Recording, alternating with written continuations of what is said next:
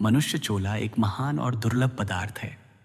इसके भीतर नाना प्रकार की चेतन और मायावी शक्तियों के भंडार भरे हुए हैं, जिनका भेद कबीर साहिब अपने इस शब्द में बताते हैं, कर नैनो दीदार महल में प्यारा है।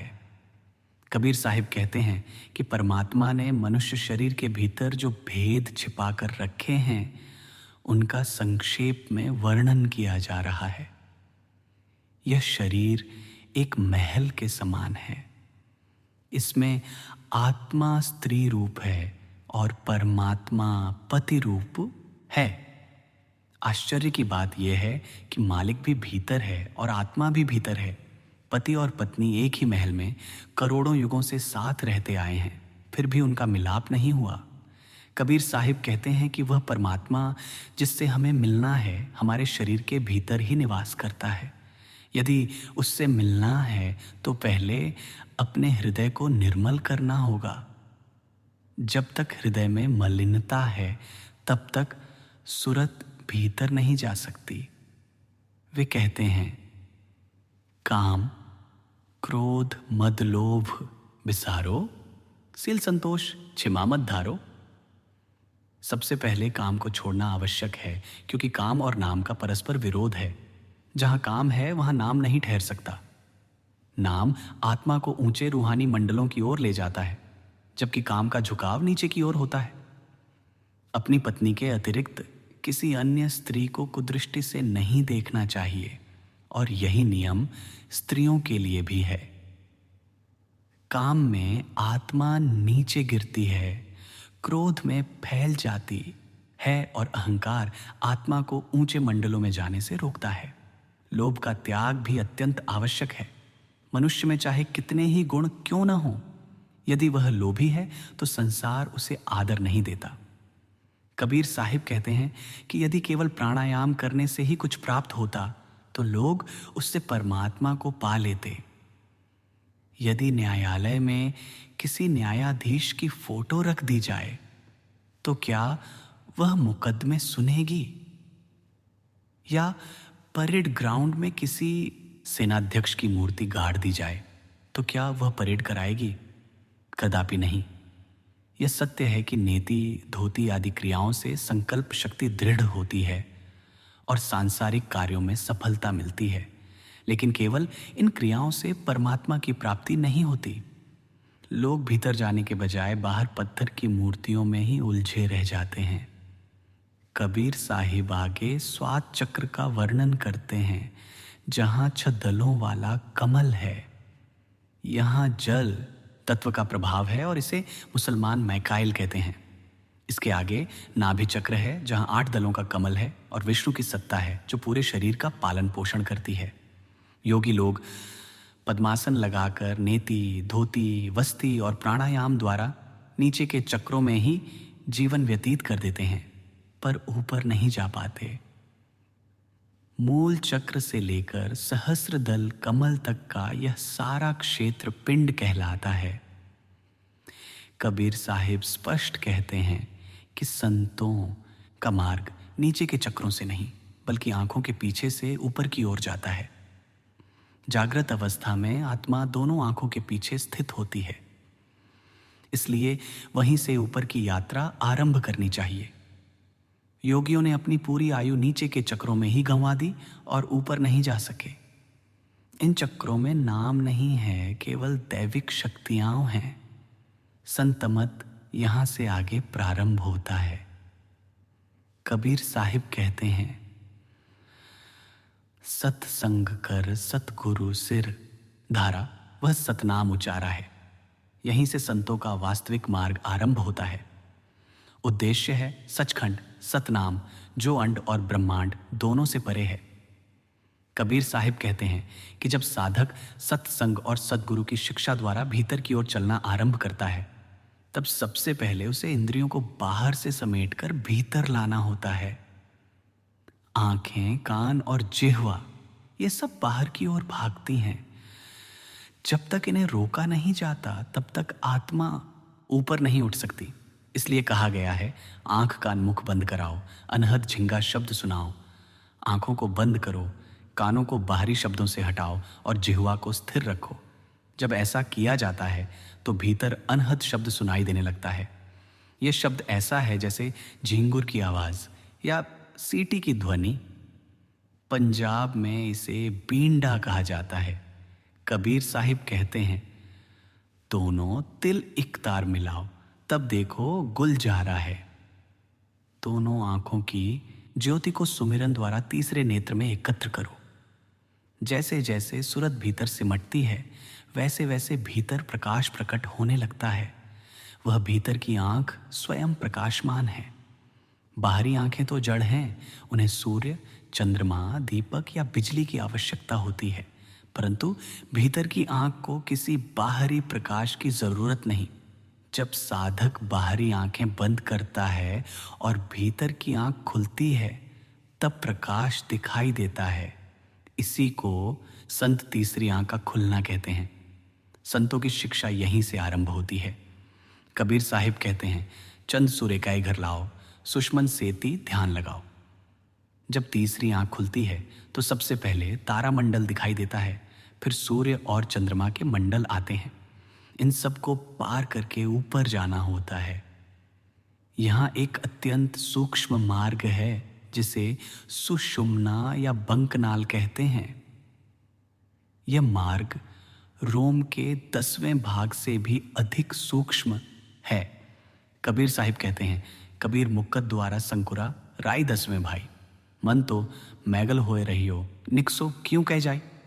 मुक्ति का द्वार राई के 10वें भाग के समान सूक्ष्म है और मन हाथी के समान भारी है। जब तक मन को वश में नहीं किया जाता तब तक यह द्वार नहीं खुलता। परंतु आगे कहते हैं कबीर, ऐसा सतगुरु जे मिले तो उठा करे पसाओ, मुक्त द्वारा मोकला सहजे आवो जाओ।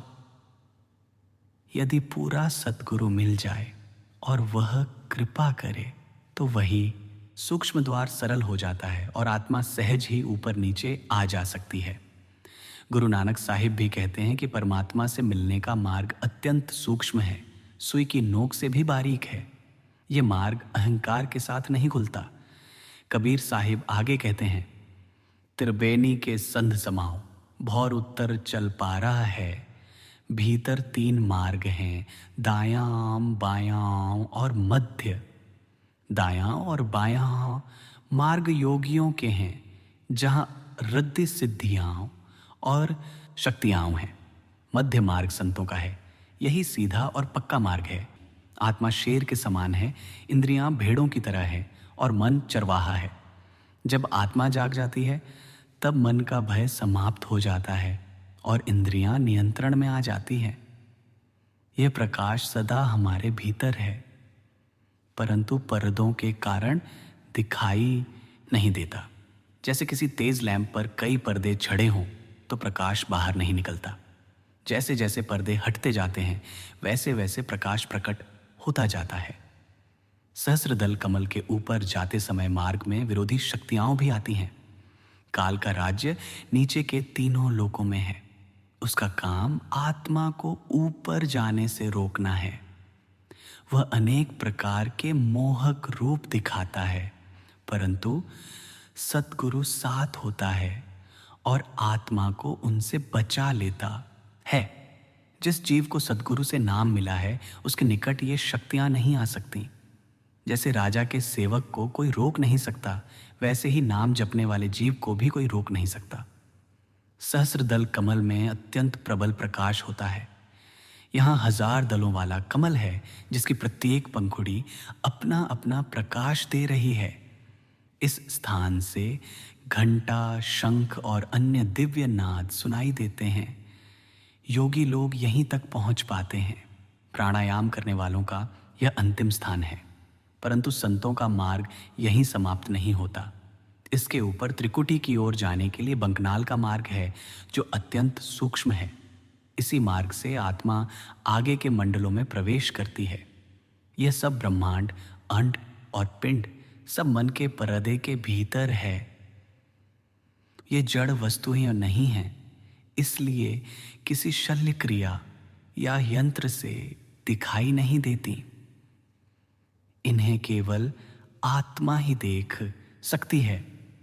कबीर साहिब कहते हैं कि यह संपूर्ण खजाना तुम्हारे भीतर है। सत्संग में ही इसकी समझ आती है। जब आत्मा सहस्रदल कमल से आगे बढ़ती है तब उसके सामने सबसे सूक्ष्म और कठिन मार्ग आता है।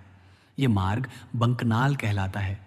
यह इतना संकरा है कि वहां मन, बुद्धि और अहंकार का प्रवेश नहीं हो सकता। केवल सुरत ही वहां से गुजर सकती है।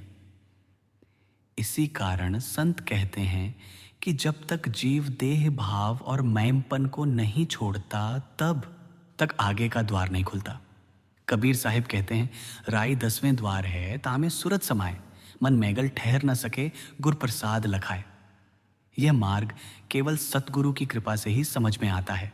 अपनी बुद्धि, अपने प्रयास या अपनी चतुराई से कोई भी इस मार्ग को नहीं जान सकता। यहाँ केवल आज्ञाकारिता और समर्पण ही काम आता है। जब आत्मा बंकनाल पार करती है तब वह त्रिकुटी में प्रवेश करती है।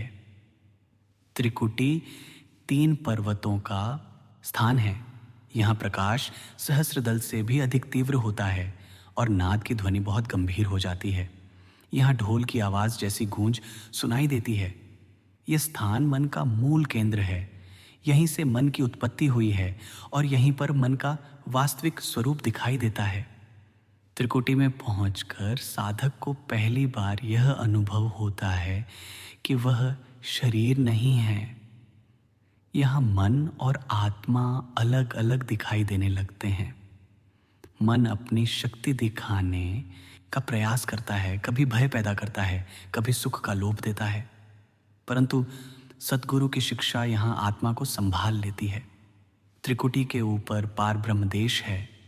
इसे महाशून्य भी कहा गया है। यहाँ न प्रकाश है न अंधकार। यहाँ शब्द भी स्थूल नहीं रहता। ये एक गहरी शांति का स्थान है। यहाँ पहुंचकर ऐसा लगता है मानो सब कुछ समाप्त हो गया हो। साधक को लगता है कि अब आगे कुछ नहीं है। कबीर साहिब कहते हैं, सुन्न मंडल में बसी निरंजन, तह नहीं दिन रात, कह कबीर सोई पंथ है जहां मिटे पंचपात। महाशून्य में 5 विकार काम, क्रोध, लोभ, मोह और अहंकार शांत हो जाते हैं। यहाँ काल की शक्ति बहुत क्षीण हो जाती है, परंतु फिर भी यह अंतिम स्थान नहीं है। जो यहाँ रुक जाता है वह आगे की यात्रा से वंचित रह जाता है। महाशून्य के ऊपर भंवर गुफा है। यह अत्यंत विचित्र स्थान है। यहाँ आत्मा चक्राकार गति में घूमती हुई ऊपर उठती है। यहाँ शब्द बिजली की चमक के समान होता है और नाद की ध्वनि अत्यंत मधुर हो जाती है। यहाँ पहुंचकर आत्मा को अपने घर की सुगंध आने लगती है। भंवर गुफा से आगे सतलोक का द्वार खुलता है। यही सच्चा देश है, यही वास्तविक घर है। यहाँ न जन्म है, न मृत्यु, न दुख है, न भय। यहाँ केवल प्रेम, शांति और आनंद है। यहाँ आत्मा अपने वास्तविक स्वरूप को पहचान लेती है। सतलोक में पहुंचकर जीव जान लेता है कि वह सदा से परमात्मा का अंश था। संसार में भटकना केवल अज्ञान के कारण था। जैसे कोई राजकुमार बचपन में खो जाए और बाद में अपने महल लौट आए, वैसे ही आत्मा अपने सच्चे घर लौट आती है। कबीर साहिब कहते हैं, घर ही महल बनायो भीतर ही बाग, कह कबीर जो खोजे भीतर सोई पावे राग। यह संपूर्ण यात्रा बाहर से भीतर की है। न किसी पहाड़ पर चढ़ने की आवश्यकता है, न किसी जंगल में जाने की। यह सब शरीर के भीतर ही घटित होता है। सत्संग सुनना, नाम का अभ्यास करना और सद्गुरु की आज्ञा में रहना, यही इस मार्ग की पूंजी है। जो जीव इस मार्ग पर चल पड़ता है उसके जीवन में धीरे धीरे परिवर्तन आने लगता है। उसके कर्म सुधरने लगते हैं, उसका व्यवहार नरम होने लगता है और उसके भीतर एक अजीब सी तसल्ली आ जाती है। यह तसल्ली संसार की किसी वस्तु से नहीं मिलती। अंत में कबीर साहिब यही समझाते हैं कि मनुष्य चोला एक महान अवसर है, इसे व्यर्थ न जाने दो। यह वह अवसर है जिसमें आत्मा अपने परम उद्देश्य को प्राप्त कर सकती है।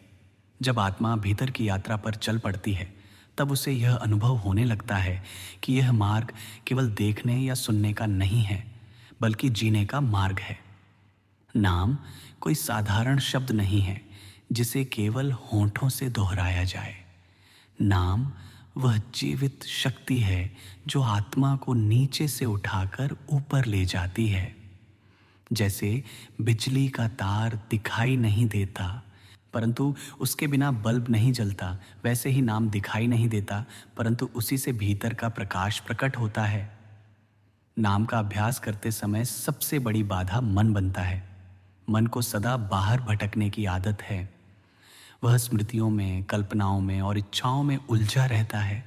जब साधक नाम में बैठता है तब मन तरह तरह के दृश्य दिखाता है, पुराने अनुभव सामने लाता है, कभी भय उत्पन्न करता है, कभी आलस्य। परंतु जो धैर्य रखता है वही आगे बढ़ता है। कबीर साहिब कहते हैं, मन के हारे हार है, मन के जीते जीत, कहे कबीर हरि पाइए, मन ही की प्रतीत। इसलिए संत सदा कहते हैं कि नाम का अभ्यास नियम से करो, चाहे मन लगे या न लगे। जैसे किसान रोज बीज को पानी देता है, चाहे वह अंकुर दिखाई दे या न दे, वैसे ही साधक को रोज नाम में बैठना चाहिए। परिणाम अपने समय पर प्रकट होता है। गृहस्थ जीवन में रहते हुए साधना करना सबसे बड़ा वरदान है। संत मार्ग संसार छोड़ने का नहीं, बल्कि संसार में रहते हुए भीतर जुड़ने का मार्ग है। परिवार, काम और जिम्मेदारियां, ये सब साधना में बाधा नहीं है यदि दृष्टि सही हो। जब व्यक्ति हर कर्म को कर्तव्य समझकर करता है और फल को परमात्मा पर छोड़ देता है, तब कर्म बंधन नहीं बनते। सतगुरु का मार्ग दिखाना बाहर से भीतर की ओर मोड़ देना है। सतगुरु कोई चमत्कार दिखाने नहीं आते, न किसी को प्रभावित करने। उनका कार्य आत्मा को उसकी वास्तविक पहचान से जोड़ना है। जब जीव इस सत्य को समझ लेता है तब उसे बाहरी दिखावे में रुचि नहीं रहती। जीवन में आने वाले दुख और सुख भी साधना का ही भाग है। दुख मन को तोड़ते हैं और सुख अहंकार को बढ़ाते हैं। दोनों ही स्थितियों में संत कहते हैं कि संतुलन बनाए रखो। जो दुख आता है वह कर्मों का फल है और जो सुख मिलता है वह भी कर्मों का ही परिणाम है। सतगुरु की शिक्षा यही है कि दोनों को समान भाव से स्वीकार करो। एक बार किसी साधारण गृहस्थ को जीवन में बहुत कठिन समय आया। व्यापार में हानि हुई, परिवार में बीमारी आ गई। मन घबराया परंतु उसने नाम का अभ्यास नहीं छोड़ा। धीरे धीरे भीतर एक ऐसी शक्ति का अनुभव होने लगा जिसने उसे सहारा दिया। परिस्थितियां पूरी तरह नहीं बदली परंतु उसे सहने की शक्ति मिल गई। यही नाम की सच्ची कृपा है। कबीर साहिब कहते हैं, साहिब सुमिरन जो करे दुख सागरा तर जाए, कहे कबीर विश्वास से प्रेम रस बरसाए। नाम का फल हमेशा बाहरी रूप में दिखाई दे, यह आवश्यक नहीं। कई बार परमात्मा परिस्थितियां नहीं बदलता बल्कि देखने का दृष्टिकोण बदल देता है। जब दृष्टि बदल जाती है तब दुख भी हल्के हो जाते हैं। अंततः साधना का लक्ष्य कोई अनुभव या दृश्य नहीं है बल्कि आत्मा का स्थिर होना है। जब आत्मा भीतर स्थिर हो जाती है तब जीवन में शांति आ जाती है। वही शांति सच्चा धन है, वही सच्चा सुख है। संत कहते हैं कि यह जीवन क्षणभंगुर है। जो आज है वह कल नहीं रहेगा। केवल नाम ही है जो इस संसार के पार भी साथ जाता है। इसलिए समय रहते इस अमूल्य अवसर का उपयोग करो। साधना का मार्ग केवल शब्दों का नहीं बल्कि अनुभवों और समझ का मार्ग है। जब आत्मा सतगुरु और नाम के साथ जुड़ती है तब भीतर प्रेम और शांति का एक गहरा सागर खुलता है। यह प्रेम किसी बाहरी व्यक्ति या वस्तु के लिए नहीं है बल्कि उस परमात्मा के लिए है जो सभी में व्याप्त है। यही प्रेम साधक को संसार की उलझनों से मुक्त करता है और उसे अपने भीतर की सच्चाई तक ले जाता है। सद्गुरु के प्रेम और उनकी आज्ञा में समर्पण ही साधक की सबसे बड़ी शक्ति बन जाता है। समर्पण का अर्थ केवल बाहरी कृत्यों में नहीं, बल्कि अपने मन, विचार और इच्छा को भी सद्गुरु के चरणों में देना है। जब मन हर प्रकार की इच्छाओं और अहंकार से मुक्त होकर सद्गुरु के निर्देशन में चलता है, तब वह आत्मा के वास्तविक स्वरूप को पहचानने लगता है। कई बार साधक सोचता है कि साधना केवल मंदिर या किसी विशेष स्थान पर बैठकर ही की जा सकती है, परंतु सच्चा मार्ग यह सिखाता है कि हर परिस्थिति साधना का अवसर बन सकती है। चाहे घर का काम हो, व्यापार हो या यात्रा, यदि साधक नाम और सद्गुरु की स्मृति में रहता है तो हर क्षण साधना बन जाता है। संत मार्ग में एक महत्वपूर्ण सीख यह भी है कि साधक केवल अपने सुख और शांति के लिए साधना न करे, बल्कि हर कर्म को परमात्मा के लिए समर्पित करे। ऐसा करने से दुख भी आनंद में बदल जाते हैं। समर्पण का यही अर्थ है मन की हर इच्छा को सद्गुरु के चरणों में छोड़ देना। सद्गुरु की कृपा अनिश्चित समय पर अनपेक्षित रूप में प्रकट होती है। कई बार साधक अनुभव नहीं करता कि उसकी समस्याएं कैसे हल हो गईं, परंतु एक दिन भीतर शांति और स्पष्टता का अनुभव होता है और समझ आता है कि सद्गुरु की कृपा ही हर संकट को पार कराती है। कबीर साहिब कहते हैं, सपने से जगाना सद्गुरु का कर्म है, नाम के सागर में जो डूबा वही सुख पाता है। यह अनुभव केवल सुनने या पढ़ने से नहीं आता, इसे जीना पड़ता है। साधक जब नाम के सागर में गहराई से उतरता है, तब भीतर की सारी उलझनें, भय और शंका धीरे धीरे समाप्त हो जाती हैं। वह जीवन में सहजता और शांति का अनुभव करता है। सद्गुरु केवल मार्ग दिखाते हैं, पर आत्मा को उस मार्ग पर चलने की शक्ति देते हैं। यह शक्ति निरंतर अभ्यास, धैर्य और समर्पण से प्राप्त होती है। एक बार जो साधक इस शक्ति को पाता है, वह दुनिया के सुख दुख से प्रभावित नहीं होता। उसका मन स्थिर हो जाता है, जैसे शांत जल में बूंदें गिरती हैं। हलचल तो होती है, पर पानी स्थिर रहता है। एक गृहस्थ साधक ने जीवन में बहुत कठिनाइयां झेली। व्यवसाय बर्बाद हुआ, परिवार में रोग आया, वह अत्यंत दुख में था, परंतु उसने नाम का अभ्यास नहीं छोड़ा। धीरे धीरे उसे भीतर अद्भुत शांति का अनुभव हुआ। दुख समाप्त नहीं हुए, पर उनका प्रभाव उसके मन पर नहीं पड़ा। यही सद्गुरु की कृपा और समर्पण का फल है। संत मार्ग यही सिखाता है कि प्रेम, समर्पण और सद्गुरु की कृपा के बिना आत्मा की यात्रा अधूरी है। बाहरी सुख अस्थायी हैं, पर भीतर का प्रकाश स्थायी है।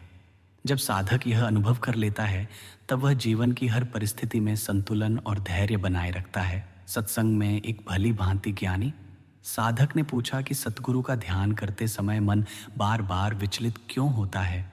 सद्गुरु ने समझाया कि मन का विचलन स्वाभाविक है।